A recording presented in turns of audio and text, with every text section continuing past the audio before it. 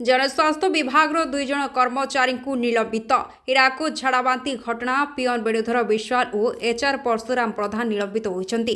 तलिया कर्मचारी निलंबित घटना चपाइबाकू उद्यम होता प्रश्न उठिता। हीराकुद झाड़ाबांती घटना झाड़ाबांती 3 जन मृत्यु बरण होता बेले संबलपुर जिला प्रशासन सत लुचेबाकू बड़ उद्यम करुछि।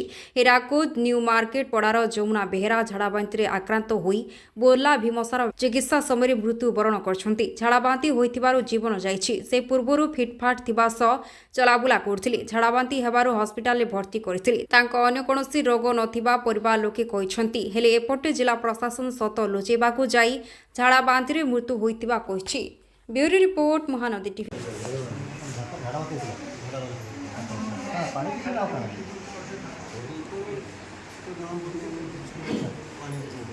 काली कितने बहुत भीड़ काली जगह जगह नहीं ना जगह बाहर कॉलेज कॉलेज तो दिया रात गणा ये झाड़ा बात भी तुमने लगी